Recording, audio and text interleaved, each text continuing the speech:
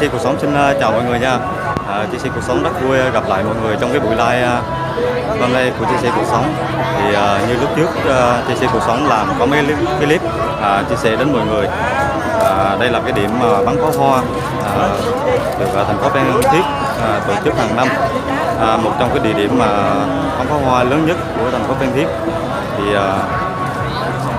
ngay từ lúc này thì Chia sẻ cuộc sống đã có mặt tại đây để chọn một cái địa điểm mà thích hợp cho mọi người xem.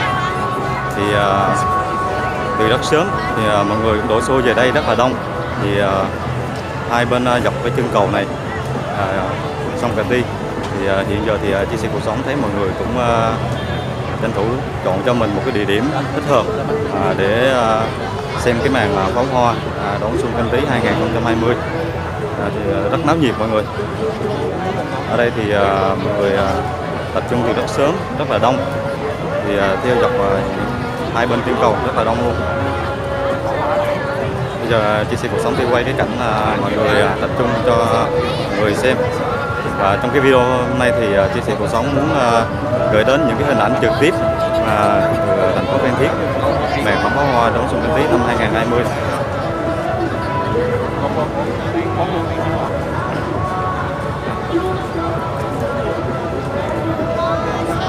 Đây mọi người nhìn thấy ở phía trước chúng ta đó là cái điểm bắn pháo hoa được chuẩn bị từ rất sớm.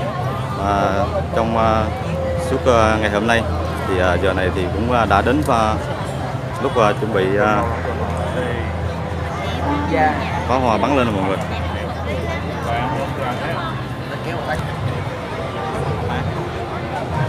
Thì ngay từ lúc này thì mọi người tập trung theo hai bên bờ sông Cà Ti rất là đông.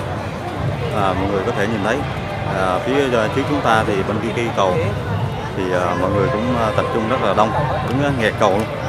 Hai bên bờ sông cũng vậy.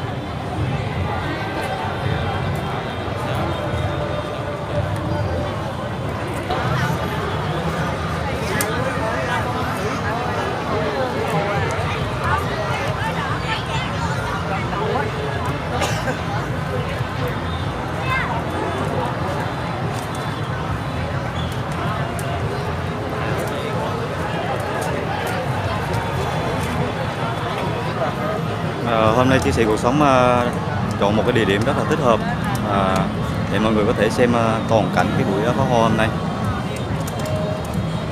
Ở phía trước chúng ta thì đó là cái điểm mà được bắn pháo hoa tổ chức ngay cho đó mọi người.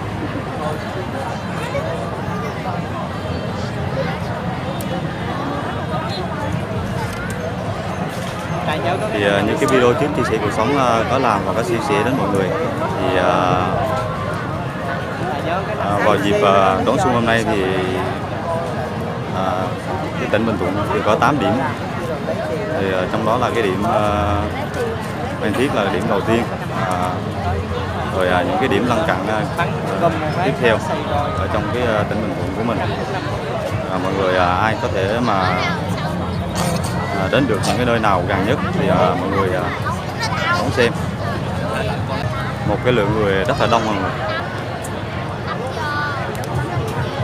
Và bây giờ chỉ còn 5 phút nữa mọi người. 5 phút nữa là màn pháo hoa bắt đầu trình diễn để đón một mùa xuân mới, tạm biệt năm cũ. Bây giờ giáo viên nói chuẩn bị nè, 2 phút nữa nè, 4 phút nữa nè. Rồi bắn qua. 4 phút nữa. chưa đủ. Còn 3 phút nữa. Chuẩn bị nè.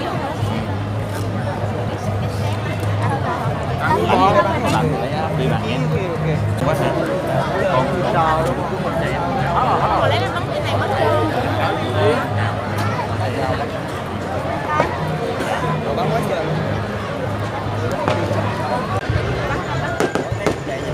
Và bây giờ pháo hoa bắt đầu.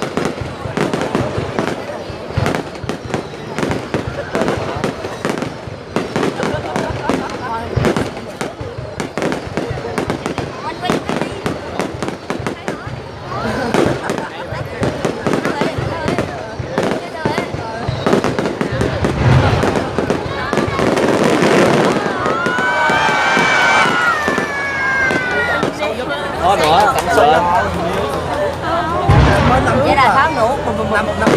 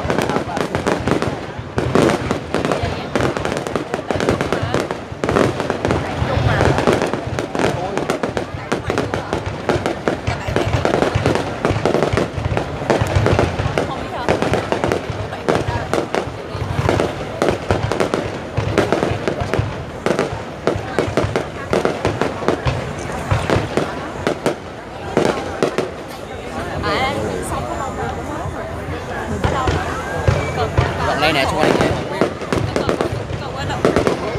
quanh này không biết đến đâu.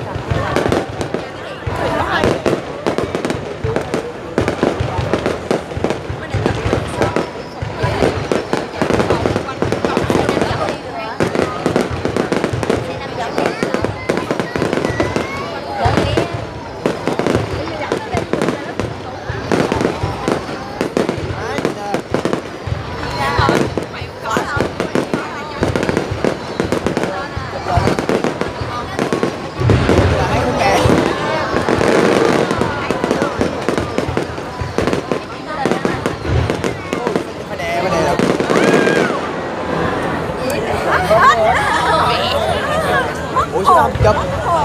Ê, giờ nó biết chụp.